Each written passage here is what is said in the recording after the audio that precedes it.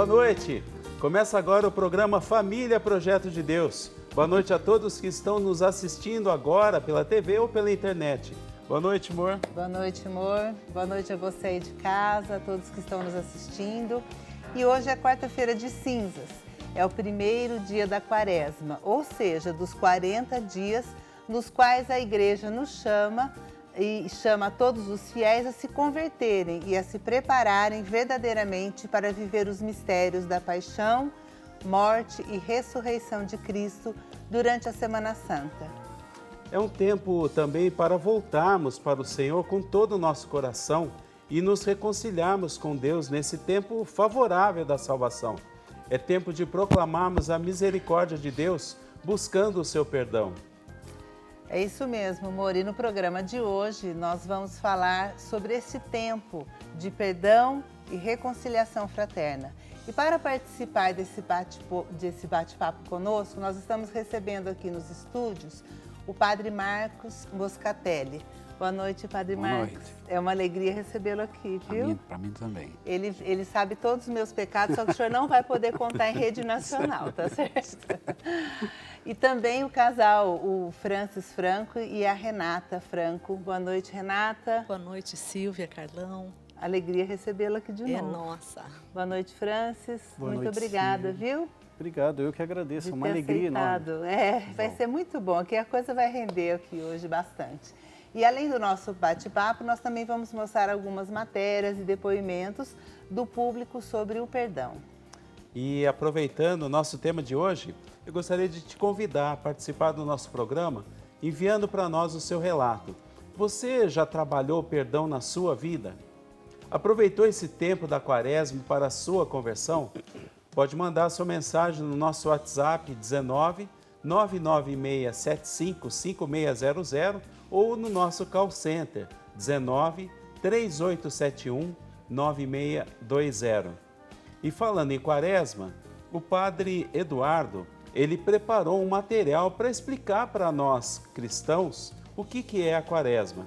Vamos acompanhar um vídeo preparado com muito carinho pelo Padre Eduardo para nós. Quaresma é um tempo em que todos nós podemos ser profundamente abençoados. São 40 dias, tempo para preparar-nos para a morte e a ressurreição de nosso Senhor Jesus Cristo. Como está a sua saúde espiritual? Sim, nós temos que evitar o pecado. Como é importante confessar os nossos pecados e receber uma cura espiritual. E assim nós vamos ter uma vida nova. O que aconteceu com Jesus, com a sua morte e a sua ressurreição, é um grande sinal para todos nós. Vamos, todos nós, durante esses 40 dias, morrer para o pecado, voltar para Deus, fazer boas confissões. Vamos nos aprofundar na mensagem de nosso Senhor Jesus Cristo. Vamos nos entregar a Deus, morrendo para nossos orgulhos e pecados e ressuscitar com nosso Senhor Jesus Cristo. É uma grande preparação, 40 dias, para celebrar o mistério pascal. Morrendo, nós vamos viver. Passando pela morte, vamos para a vida eterna. Mas nesta vida, vamos morrer para o pecado e viver para Cristo. Este é o sentido de Quaresma. Bacana, muito obrigado, Padre Eduardo, pela sua catequese nesse tempo, que, como nós dissemos na abertura do programa, é um tempo favorável da graça, do convite à conversão e à salvação. E também, né, ele fala para nós aprofundarmos a nossa fé, para nós mergulharmos, né, dentro de cada um de nós, morrer para depois ressuscitar com Jesus, né?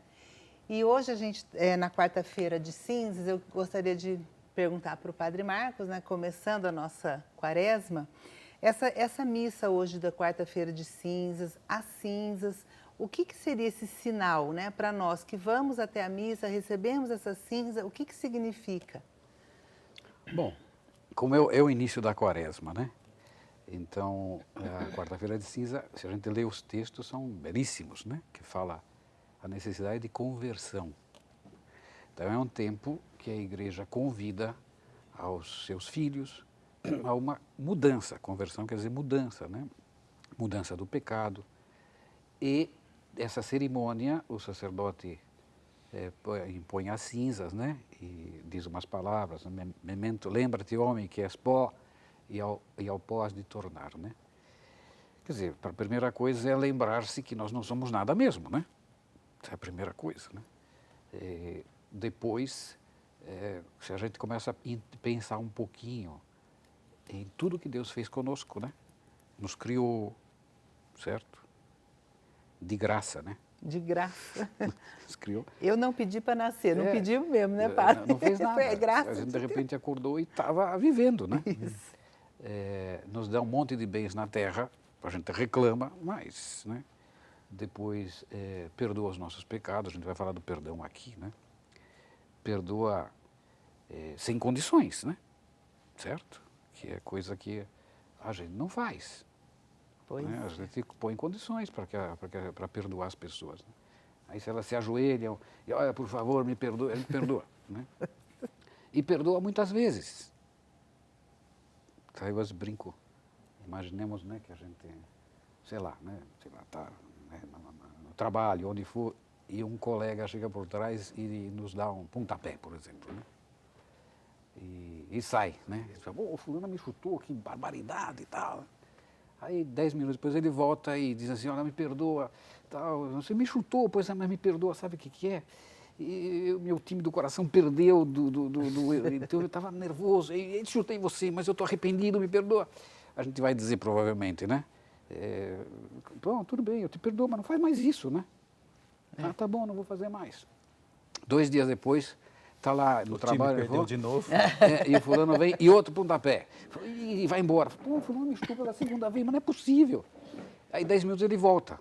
Oh, me desculpe, tá, mas você me chutou, pois é que eu tive uma decepção aqui no trabalho, fulano, eu estava nervoso. E o que tem a ver com isso? Pois é, eu já sei, por favor, me perdoa, não vou fazer nunca mais. Tá bom, mas não faz mais. 2 dias depois, ele faz a mesma coisa, e aí? A gente perdoa? Não é? Agora, Deus perdoa sempre. A né? disposição de perdoar vai ficando cada vez menorzinha na gente. Né? No entanto, Deus perdoa sempre. E perdoa até, mesmo que a gente não tenha um arrependimento perfeito. Né?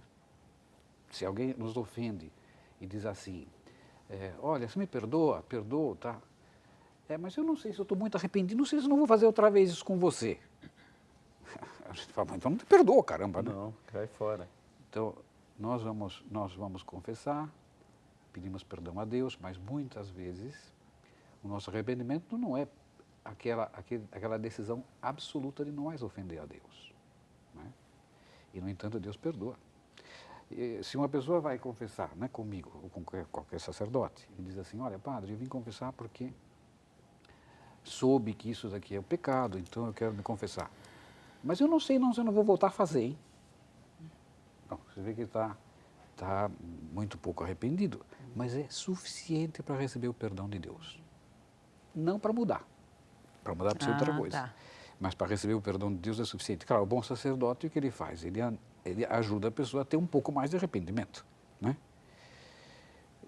Isso estamos comparando, né, o perdão de Deus e o perdão dos homens. Né? Se Deus perdoa, mesmo que a gente tenha um arrependimento muito pequeno, né?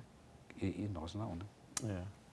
E o Francis e Renata, vocês trabalham vocês são psicólogos, né? E dentro desse contexto, né, de que nós estamos supondo aqui que a gente sabe que a gente precisa pedir perdão a Deus.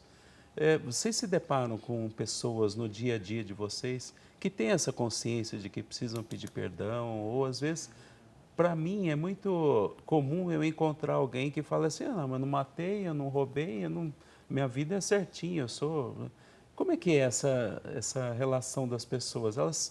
O padre mencionou aqui essa noção de finitude nossa, né? Que se Deus tirar o sopro dele, a gente não sobra nada, né? As pessoas hoje em dia têm essa noção de limitação, de finitude, necessitadas de pedir perdão? Sim, todos nós temos, Carlão, essa sensação de finitude e de miséria mesmo. No entanto, via de regra, a gente só tem isso, e cada vez mais o contexto cultural leva para isso, a gente só sente isso, essa sensação de finitude, ou de miséria, ou de fraqueza, né? Na verdade, seria uma realização do que se é, na verdade, né? Mas a gente é levado a isso. Naturalmente, o nosso contexto, o contexto cultural e da nossa sociedade não ajuda.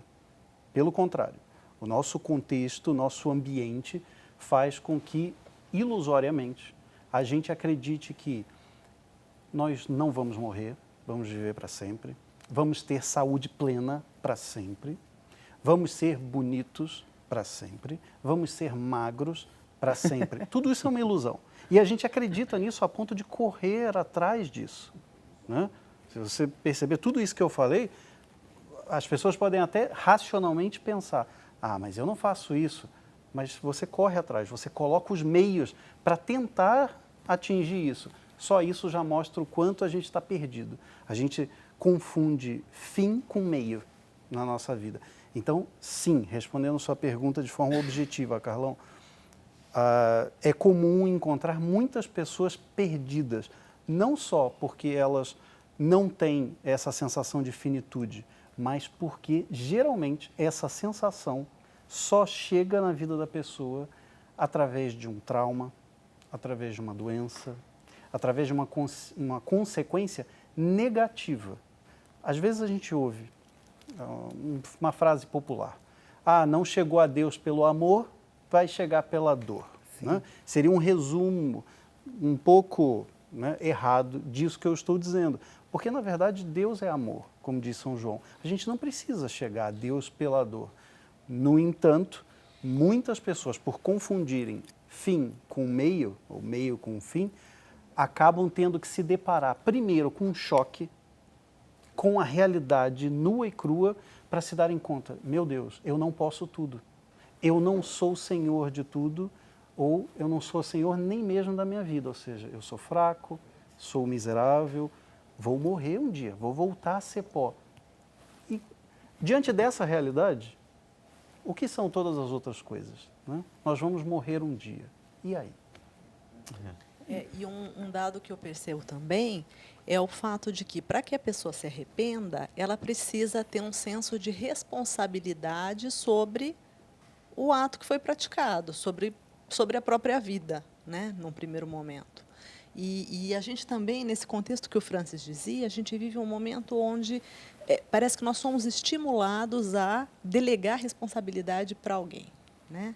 Então, se nós estamos felizes, ok. Se não estamos felizes, parece que a culpa é sempre de um terceiro. É como se o contexto em que vivemos estimulasse a gente a colocar a responsabilidade, a culpa, fora de nós. Então, chegar no arrependimento já é um processo mais longo, porque para se arrepender eu preciso assumir que eu fui responsável, né, por aqueles erros. E eu vejo assim, uma grande imaturidade hoje, nos nossos tempos, inclusive de adultos totalmente imaturos, né? Então, ele é muito mais fácil, eu jogo a culpa no outro, do que eu dizer, não, eu tenho culpa, eu preciso pedir perdão, eu preciso dar o passo, né? E a gente percebe a nossa sociedade está muito imatura, está muito infantil, né? Nesse sentido. A nossa equipe foi às ruas para ver o que o povo está falando sobre perdão, se sabe perdoar ou se já precisou pedir perdão. Acompanhe o VT com a gente. Você costuma perdoar as pessoas? Costumo. É uma coisa difícil para você? Teve alguma situação que foi um pouco mais difícil de perdoar? Não, nenhum momento. E tem alguma coisa que você acha que é imperdoável? Eu acredito que... Não sei, aí já não sei te responder. Às vezes sim, às vezes não, mas a gente precisa perdoar, né? A Bíblia fala que a gente precisa perdoar 70 vezes 7, então é uma chance que a gente tem de poder perdoar, porque se a gente não perdoar, a gente também não pode ser perdoado, né? E você acha que tem alguma situação que é imperdoável ou não? Tudo tem perdão? Eu acho que tudo é perdoável. Nesse mundo a gente não pode ter rancor, não pode ter como que a gente se diz, raiva de ninguém, mágoa, né? Porque isso só faz a gente ficar doente. E vocês costumam perdoar? Sim. É uma coisa fácil de fazer? Não. Não, por quê? Envolve aquele sentimento ruim, né? Aquela lembrança ruim, né? E tem alguma situação que você acha que é imperdoável? Não tem situação imperdoável. É mais difícil de ser perdoado. Você acha que as pessoas devem perdoar mais? Sim, claro. Vai melhorar muito a vida aqui na Terra. Vocês costumam perdoar? Depende, bem, depende o que é feito pra gente, né? Tem coisa que você acha então que não é perdoável? Não é perdoável, só que a gente não é capaz, né, de perdoar. Deveria de ser, mas... Tem que ser aqui, ó, no coração de cada um. É. Se a Não pessoa adianta falar que perdoou e não perdoou por dentro, não é? Não resolve nada. Certo. E quais situações assim que vocês acham que é mais difícil de perdoar? Por exemplo, uma traição de um relacionamento, ou alguém que passa a perna no trabalho, o que vocês acham? Ofensas, ó, sem merecer. E vocês acham que as pessoas deveriam perdoar mais? Com certeza. O trabalho de hoje em dia é o perdão, não é? Então, mas é difícil. Não impossível, eu acho, mas a gente tem que trabalhar por dentro para aceitar isso e perdoar de coração, eu falo. Se for para perdoar, perdoei e não perdoar nada, não adianta nada, né? Como a minha comadre falava assim, ó, eu perdoei, mas bom fim ele não há de ter. Aí então não resolve, é pior do que se não é. Então, é por aí, eu acho que o perdão é difícil, mas não uma coisa que não possa ser. Bom, tem tanta coisa nesse vídeo aí para a gente conversar que talvez a gente precise ficar com um programa, esse programa virar uma minissérie, né? Mas tem, vamos, por exemplo, é difícil perdoar ou não é difícil perdoar? Como é que a gente responde isso, padre? Bom, é difícil perdoar, por quê? Porque a gente tem orgulho, né? Isso que eu falo. Tem orgulho. Fiquei indignado, quer dizer, fulano roubou minha dignidade, né? Fez isso, e portanto eu... Então, quando uma pessoa se preza demais, né? É muito difícil perdoar. Então, veja, só é capaz de perdoar quem sabe pedir perdão. Sabe? A pessoa que está acostumada a pedir perdão, por quê? Porque sabe que ofende os demais, porque ofende, né? É muito mais fácil para ela perdoar os demais. Porque ela fala, bom, se eu também faço isso, por que fulano não pode fazer, né? E mais ainda, eu acho que quem é capaz de pedir perdão a Deus é capaz de pedir perdão aos demais. Né? Se uma pessoa... a gente falava no começo, né, que quando uma pessoa percebe que existe, né, que Deus o perdoa, que vai dar um céu maravilhoso, né? Então, o amor, eu costumo dizer assim, o amor, perdoar é amar, né? Ou melhor, amar é perdoar. Porque amar o que é? Se pode resumir em duas coisas, que é agradecer e pedir perdão. Agradecer por quê? Porque tudo que a gente tem, a gente recebeu de graça, né? Recebeu de Deus, a existência, o perdão, as coisas boas da vida, o céu, né? A eternidade do céu. Então, quando uma pessoa se dá conta de tudo que Deus fez por ele, né? É muito agradecido. Né? Os pais têm que ensinar os filhos a serem agradecidos, porque senão não vão ser agradecidos com Deus. Então, eu quando atendo, às vezes eu prego para gente mais jovem, e eu brinco, né? Digo assim, vocês falam assim, mamãe, obrigado por essa comida que você fez, né? Todo dia, mamãe, obrigado pela roupa, né? Essa roupa que eu estou vestindo, obrigado. Mamãe, obrigado pelo colégio. Eles abrem os olhos assim, grandes. Né? Então, os pais têm que ensinar, porque não é verdade? Tudo que receberam, os pais fizeram. Né? E não digamos o sofrimento que a gente causa quando é muito pequeno com os pais, né? Bom, então, quando uma pessoa percebe, né, que tudo que tem é o dom de Deus, agradece. E não só agradece, eu digo, amar é agradecer e pedir perdão. Por quê? Porque sempre vai ver que não corresponde a tanto bem que recebe, né? Pois Percebe? é. Bom, eu não rezo, eu rezo pouco, eu me queixo disso. Então se arrepende, né? Se arrepende por quê? Porque percebe a bondade de Deus e a maldade pessoal, o egoísmo pessoal.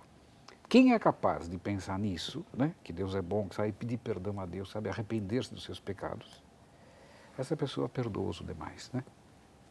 Pela razão, para falar, eu conheço a minha miséria, então vou perdoar os demais, né? Isso vale para Deus em primeiro lugar, mas vale para os demais. Para os demais amar é a mesma coisa, né? Agradecer que a amizade que tem comigo, agradecer que me compreendem, né?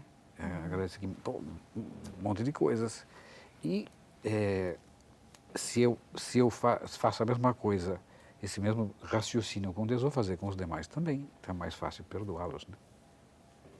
E tem aquela parábola, né, também na Bíblia, que o do servo, que ele devia uma grande quantia ao seu senhor, e o senhor fala, então eu vou vender sua mulher, seus filhos como escravos para pagar essa dívida que você tem comigo. E aí ele pede, não, por favor, não faça isso. E aí Deus, o servo, né, o patrão tem misericórdia daquela pessoa que tanto devia para ele, perdoa a sua dívida e fala, tudo bem, então eu vou ter misericórdia de você. E aí ele sai dali e tem uma outra pessoa que deve muito menos para ele, uma quantia muito irrisória. E a pessoa pede perdão, ele fala, de jeito nenhum, você vai para o cárcere, eu vou vender a sua família, e não perdoa, né? E aí ele voltam para o patrão e falam para ele, olha, o senhor perdoou a dívida dele e ele não perdoou o do outro, né? Então, acontece muito com a gente isso, a gente pede perdão para Deus e Deus, assim, precisa estar como aquele patrão sempre nos perdoando. E na hora da gente perdoar quem tem uma dívida com a gente não quer. E a gente esquece o que a gente reza no Pai Nosso, né? Sim. Perdoar as nossas Mateus, ofensas. capítulo 6. Perdoar as nossas ofensas como nós perdoamos a quem nos tem ofendido. Isso bom, sai em 2 lugares, né? Sai em São Lucas, quando Jesus, os apóstolos pedem que Jesus ensine ele a rezar. Então, quando vocês forem rezar, né, digais, Pai Nosso que estás no céu, etc. E em São Mateus, no Sermão da Montanha. Em São Mateus, depois que Cristo ensina o Pai Nosso, há um comentário que Jesus faz, né? É a única das petições do Pai Nosso que Cristo comenta, né? Perdoar as nossas ofensas assim como nós perdoamos a quem nos tem ofendido. Porque, diz Jesus, se não perdoardes as vossas ofensas aos vossos inimigos, né? Tampouco o vosso Pai do céu perdoará as vossas ofensas.